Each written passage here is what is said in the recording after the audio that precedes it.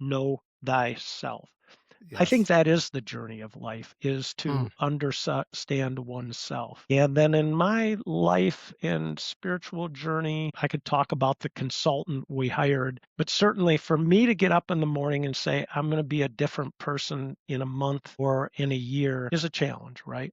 You are listening to 5 a.m. podcast. Your morning motivation starts here. Good morning and welcome to the 5am podcast. I'm your host, Michael Clausen. Now, as you know, we enjoy the opportunity to talk to people who are building, creating, and persevering through the complexities of life and business. So today, we are joined by a guest whose career spans over 3 decades of some of the most volatile eras in modern technology.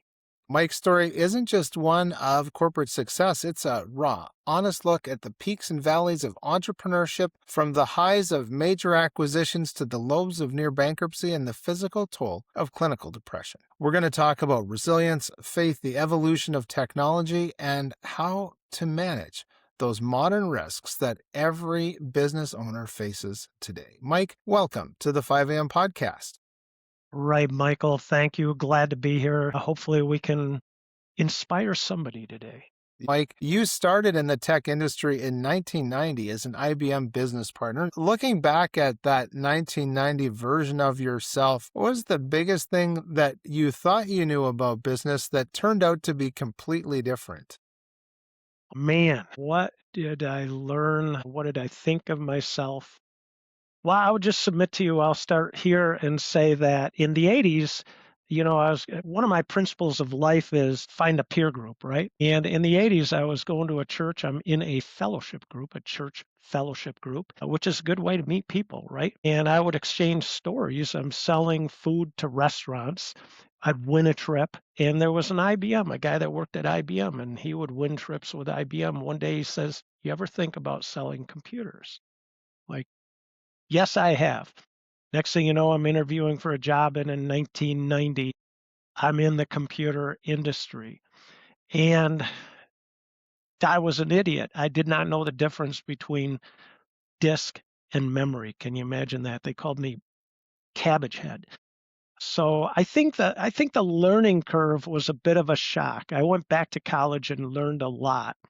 And so when I look back at myself, I would just submit that while selling food, I dropped out of college. I thought I had all the answers. And when I started working with IBM as a business partner, I realized you don't have all the answers. You've got a lot to learn. And I think when I look back, I didn't fully understand that. I was a cocky young man, and then I realized you have a lot to learn. And the last 30 years in technology have been nothing but learning new things. Yes. Well, and we were talking about our connection to Grand Rapids, Michigan. You know, one of those things from the 90s that we loved doing is going to Studio 28, which was the largest movie theater, I think, in North America. Yes. And, you know, that place is no more. The fond memories remain. But, ladies and gentlemen, here's something going back to the 80s and 90s as a young Michael and another young Michael of thinking, how could this ever end? You How know, could it all end? the fun and excitement going to movie theaters. And now, man, it has probably been years since many of us have been to movie theaters. And so let's talk then about the technology and the business changes that you had from that time of being this neophyte computer salesman that someone was training and bringing up. So this, I guess, may be a quick snapshot of some of the technology changes and even how you went from that sales into deeper and more education and learning. Yeah, I mean, absolutely. When I came into the business, IBM had come out with the PC Junior, kind of a one-piece, kind of graphical display, and they had come out with a new product called the AS400. I thought I missed the technology bandwagon. I'm like, I'm too late. It's all over. And that computer, I think it had a 1 meg hard drive and maybe 56 KB of memory in it, and kind of a mouse type thing. And no, wrong. We were just getting started. And with AI today, it's like, the train is still on the track. Yes. I thought I missed the train. No, wrong. Right. And it's never too late. Ladies and gentlemen, one of the things we talk about is the last chapter has not been written in your story yet. And life is written in pencil. We get to go back and erase and redo those pages. So a very difficult period of time for you, Mike, was 2001, that valley year. You were facing near bankruptcy. The mental health was taking a toll on you as well. When that financial weight felt the heaviest, what was the specific moment or realization that kept you from walking away and packing it all in? Well, I mean, a lot happened in 2001. And certainly in the news, I went to work for IBM as a business partner, wanted to work for IBM as an employee, got that opportunity, lasted a year. It was too boring, too many conference calls, too many spreadsheets, too much. I'm like, put me in the game, coach, send me in. So in 2001, bought a company with investors, and I'm a sales guy. I'm a gregarious, outgoing, go sell something. Bought a business partner firm that needed a sales guy. And in the first couple months, I realized, well, number one, we were in the dot-com bust, right, of 2001. When all these dot-com companies were going bankrupt, the stock market plummeted. It was terrible. And I went 0 for 9 months selling. And I had to lay people off. I called it reverse selling. I would come in the morning, and by 9 a.m., I was done. I'd get there at 7. I'd make my phone calls like, what do I do? Who do I call? How do I sell something? Answer was nothing was selling. So the summer of 2001 came, and we had moved the offices to an office that was about 20% of the price we were paying at the time. The summer of 2001 comes. I now understand that I was physically depressed. My wife sent me to a doctor, gave me medication, and that sent me higher than a kite. And she tells stories, she could barely live with me. That summer, I was running with a group of guys at noon. I'd come in at 7 a.m., work till 9, twiddle my thumbs, go at 11:45, run with these guys. One of the guys one time looked at me and I was gaunt, and he said, "Are you okay?" Of course, I lied and said, "Yeah, I'm okay." But that group of guys, another peer group, right, showing up, physical activity kept me pulling through that summer. And so I had remortgaged my house. I was fully into the line of credit on the house. We had a line of the home equity loan. We had a line of credit at the company. We were fully into that. And two of us at the company had not taken a paycheck in 3 months. And right around August, I'm that close. I'm working relationships with people in the community. I'm ready to say, hey, do you want to buy my company? Heck, I'll give it to you. Can I come to work for you? And 9/11 happened. It's like driving down 44th Street in Grand Rapids, Michigan. I can still picture it. I'm like a mile from my mom's house. I turn around, pull in, sit on the couch, sitting there like the world is ending. The US economy is ending. I am bankrupt. And it was devastating, just devastating to watch the Twin Towers burn and watch my life burn to the ground. And then in October, we got 2 orders in October that started to turn the company around. I would say what got me through that. I mean, I think that all of life is a journey and we're all built differently. And when you look at the spiritual, the mental, the physical, the financial, I know one thing about myself, and I don't think all entrepreneurs are built this way, and certainly not everybody's built this way, but I am built for the challenge. And so I need a challenge. In the middle of that summer, I said to my wife, if I would have stayed at the company I was at, 2 other salespeople had left, I'd be the only one there. It'd be great. And she said, and you wouldn't be happy. She certainly understood me that I needed the challenge of being an entrepreneur. The drama, one of my beliefs or quotes in life is there will be drama.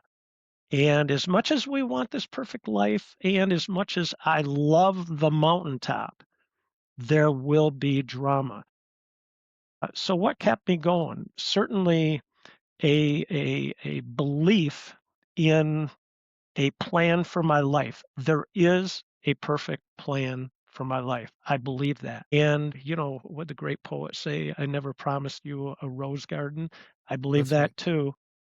There's going to be Yes. ups and downs, and a component I would submit also is the physical part. That every day I'm running, I'm moving. So the spiritual, the mental belief, the physical movement, and accepting that there will be drama is what pulled me through that year. I'm sure that it reshaped your perspective on what risk looks like as well. Can you talk a little bit about that?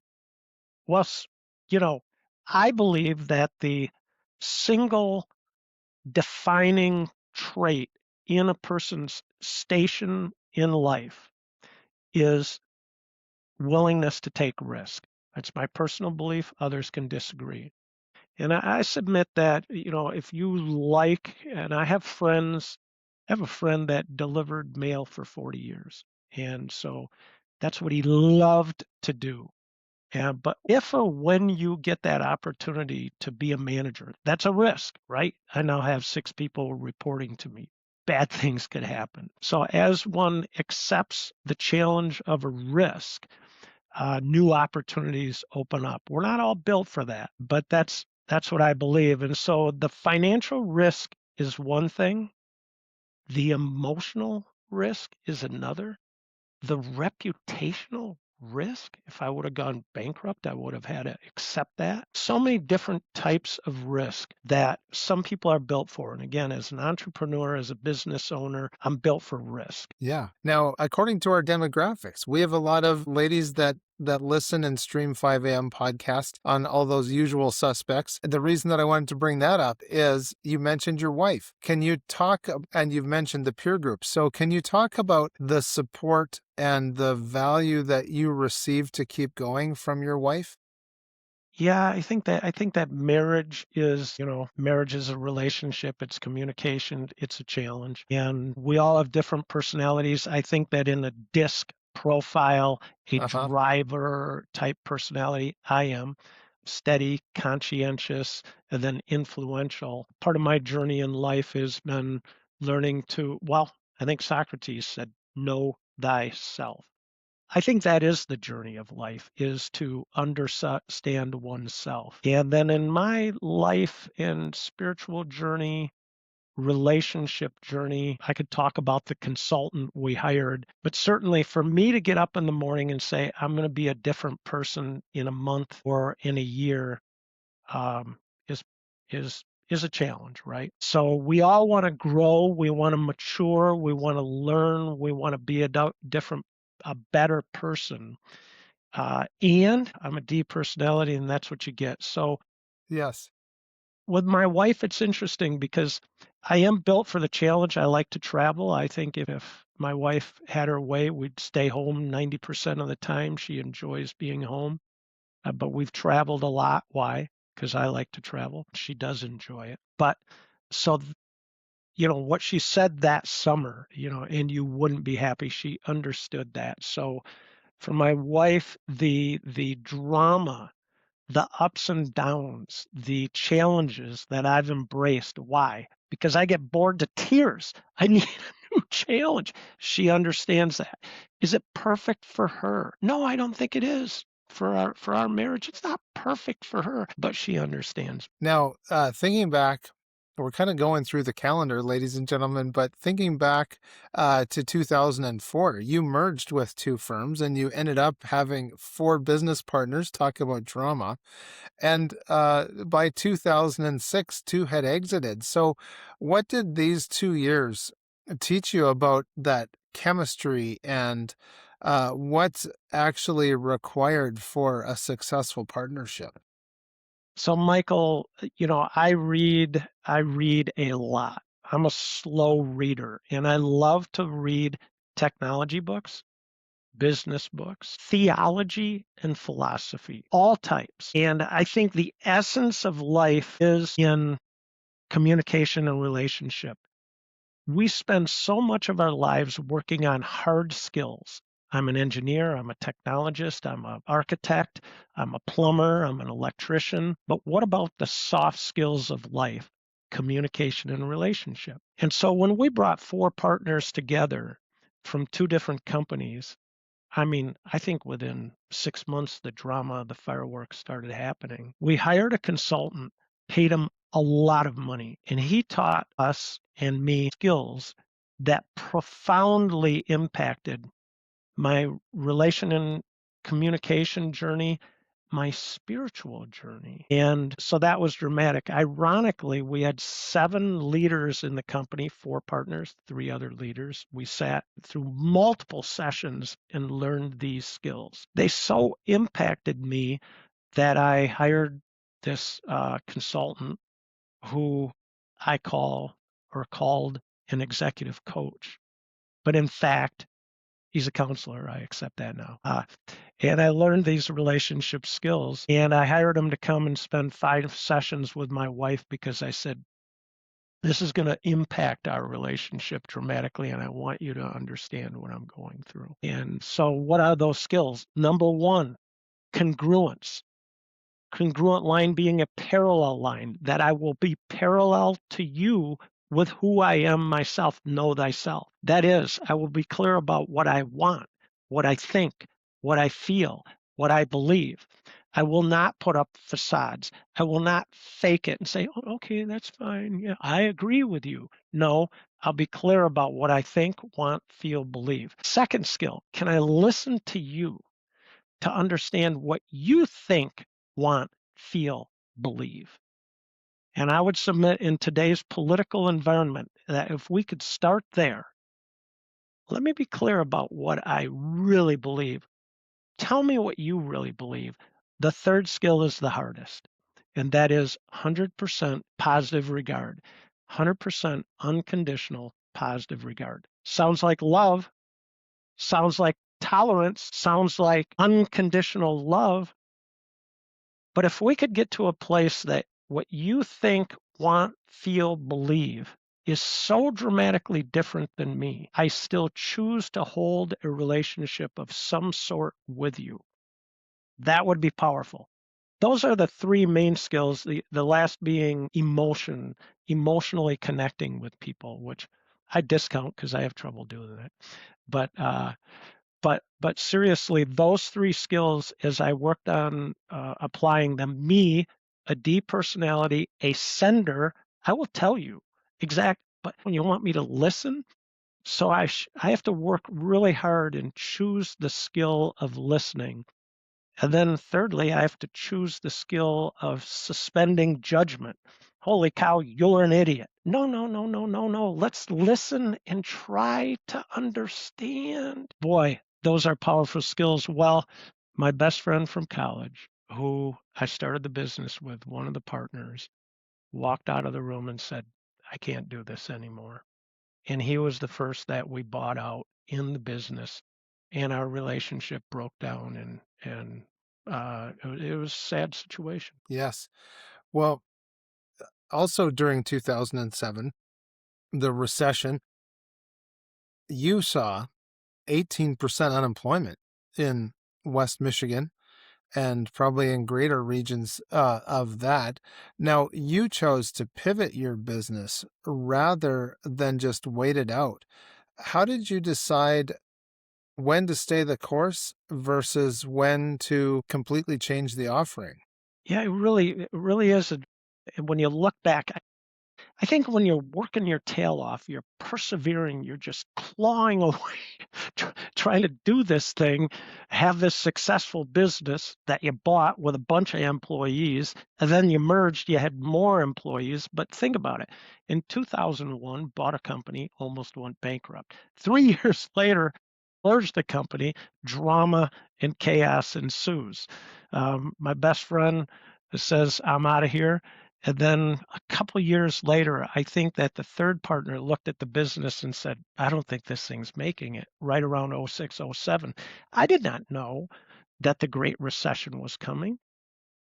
I don't think anybody knew, but somewhere around '07, '08, '09, 18% unemployment in the state of Michigan. Kind of proud of the fact that I was actually published in the Wall Street Journal with an editorial response because they credited California with the highest unemployment. And I wrote in and said, no, Michigan, 18.1%. We're suffering over here. So, how did I move through that? And in the Great Recession, I'm left with two partners and we move the business forward. We pivot. Well, we didn't call it a pivot. We're just clawing at what's going to work. Right. We're selling very expensive IBM hardware. We had consultants out there doing implementation. No hardware was selling, and the consultants were sent home. We don't need your people anymore. So we ended up laying off some of the smartest people in our company. And we had this little networking division, and we said, let's start dialing that up. And we started dialing up that business and started coming out of certainly some downsizing. And then let's build this part of the business. So, was it during this time where you maybe formulated those four fundamentals that you talk about, the productivity, profitability, differentiation, and risk? Well, that I would submit. I'd like to take credit for that, but I've read a lot of business books, and I'm sure a number of your listeners have too. Everything from scaling up, small giants, the Rockefeller habits, scaling up being Rockefeller habits 2.0. That's a way to run the business. Traction eventually came along. All these business books, good to great. And they all say the same thing. You need people, you need process, you need data, you need vision, and then you need, the hedgehog to spin the machine. But fundamentally, that's what I believe every business owner wants. And so for me, yes, we have to make money. If we can't figure out how to make money, this thing's going out of business. I learned that lesson. So profitability, number one. Number two, efficiency, productivity. Why the rage around AI? Well, because AI could help automation that'll spin the wheel faster in any organization. If we can automate manual tasks, if AI could help me automate manual tasks, I could move the business faster, efficiency, productivity. Then differentiation is fundamental, I think, to any business. How am I different than my competitors? But lastly, risk. And I maintain risk is number one for a business owner, maybe for everybody listening to this call. That is, I'm going to manage my personal risk of making money. I need to spend less than I make. So it's financial risk, physical risk. I'm going to make sure nobody's breaking into my company, carrying stuff out the back door, breaking into my house. And then third, technological risk. In a business, let's make sure I don't get encrypted or ransomed for everything, all the technology in my company. So that comes from virtually every business book you read and any business owner, any consultant, any executive. I think those are the main things on our mind. You've talked about ransoming, and it used to be we would just be concerned about people stealing out the back door, like you're saying. But we also have cyber crimes, which we're going to get into in a moment. But before we get there, I want to remind our listeners that we have a comment section. I'm speaking with Mike Ritsema, and we've been having a great conversation so far. Ladies and gentlemen, you might be having some questions or some comments about what Mike has been saying so far. We have a great comment section for that. And now, Mike, one of those comments might be, how do I get in touch with your guests today? So how can our listeners get in touch with you?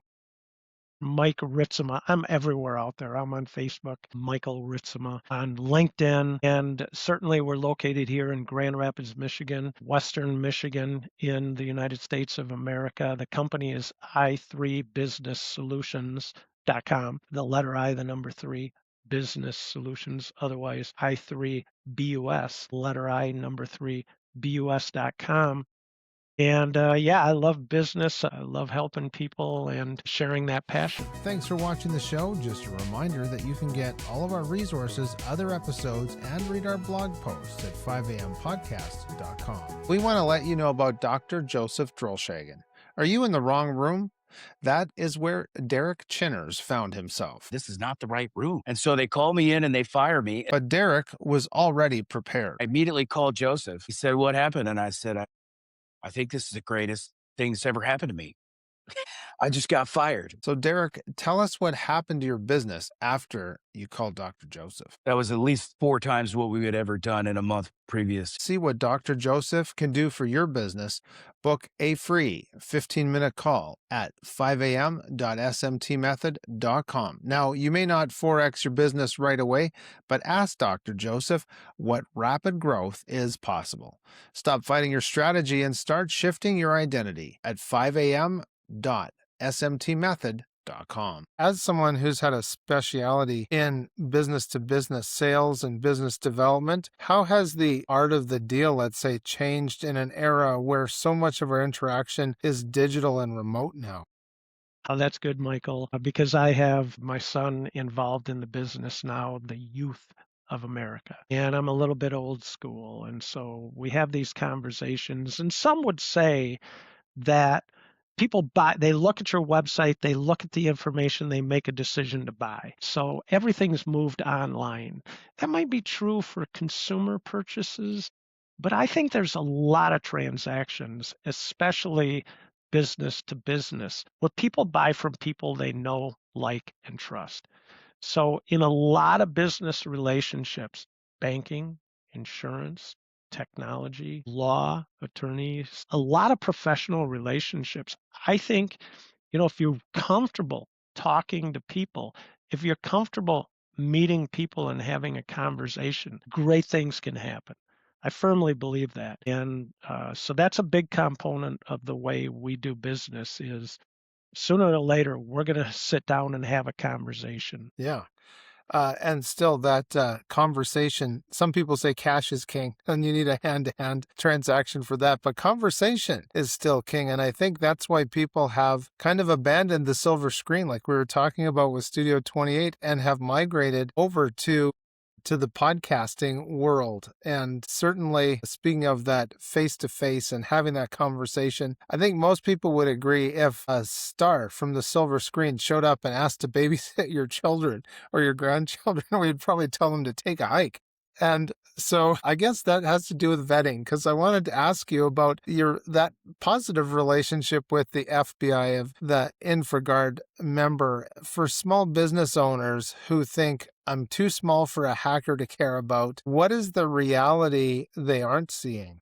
Well, the reality they're seeing, despite the fact that Stryker was just hit, maybe in a nation state, and we do hear about the big ones where there's a breach of a big corporation. The low-hanging fruit, the easy target is the small business. I say they're not going so much for the $250 credit card transaction, and they're not trying to get into the vaults of the world, the billion-dollar corporations, although, okay, they are, but who are they targeting? The millions and millions of small businesses. And when they spray out there, when they find that gap, that company that's not using two-factor authentication, the company that doesn't have next-gen antivirus known as EDR, the company that their firewall is improperly set up, has open ports. I mean, they're going to look at millions of companies and say, here's 10 right here, here's 100 right here that have big holes in them. Let's go in there. And once they're in there,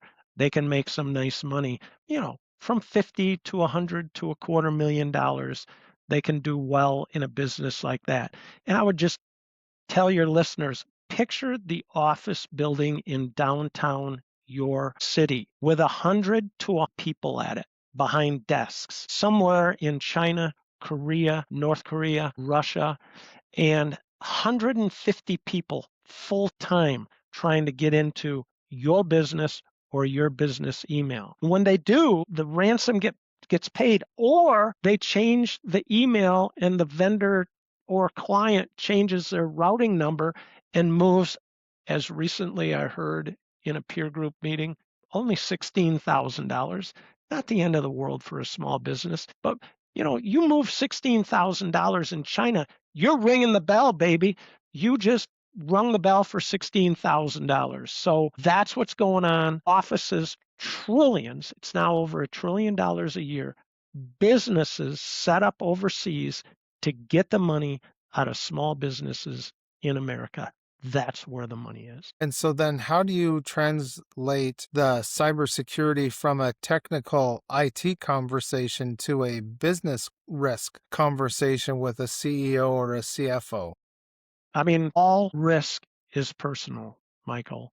The amount of disability insurance, homeowners insurance, auto insurance, health insurance, different insurance that each of us carry personally or in our business varies. And that is a personal risk decision because you can always buy more insurance, right? Yeah, you can.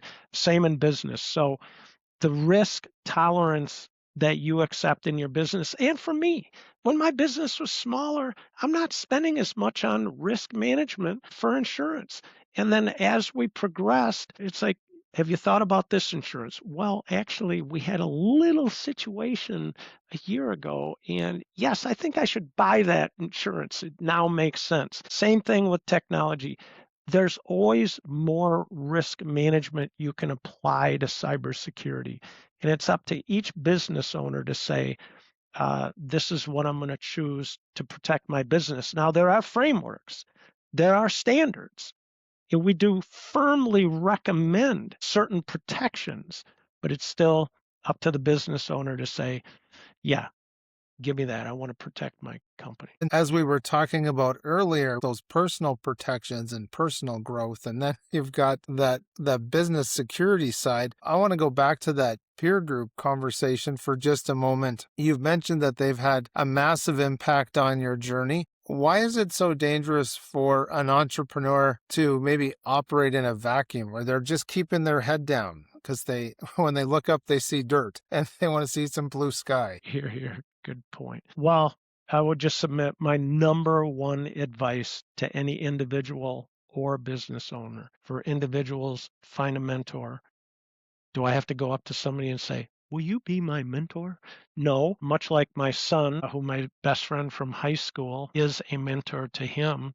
It's like one of the most fulfilling things I can do is help a young person along, give them advice. Here's what I've done wrong. Here's what I've done right. Very fulfilling. Buy somebody a cup of coffee and then ask them if you can do it again in 6 months. Find a mentor, please, and just listen and learn from that person.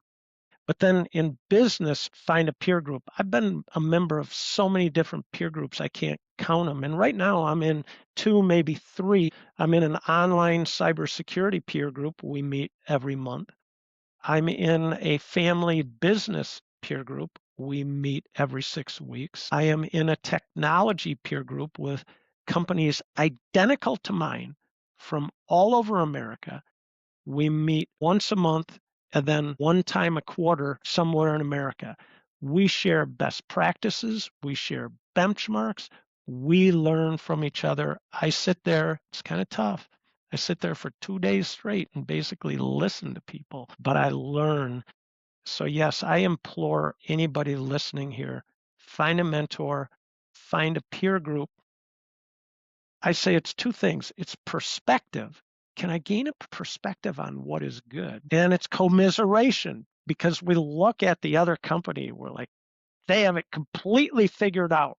Wrong. You get in the room, you find out they have problems too. Is the motivation the same as it was back in the 90s and early 2000s, or has the why evolved? Well, why our purpose at I3, my personal purpose or why is to grow people, individuals, help individuals to impact companies. Could I actually help companies grow and improve to uh, impact the community? I believe. Now, how can we best do that? Can I best do that by writing a check and giving it to a charity? No, I believe we can best do that by creating jobs.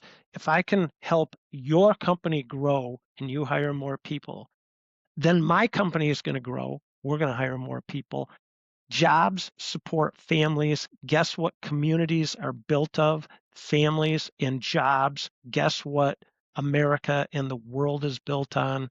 Families and jobs. Could we create more jobs? I think that's the highest highest calling that we can do is help people find meaningful work. Absolutely. And I know when I've managed teams or had a business and hired people, the difference that it made in people's lives of not just the financial income, but the skills that were learned and the relationships that were built, or is just, yeah, it was the not even the icing on the cake. It was actually the ingredients for the cake.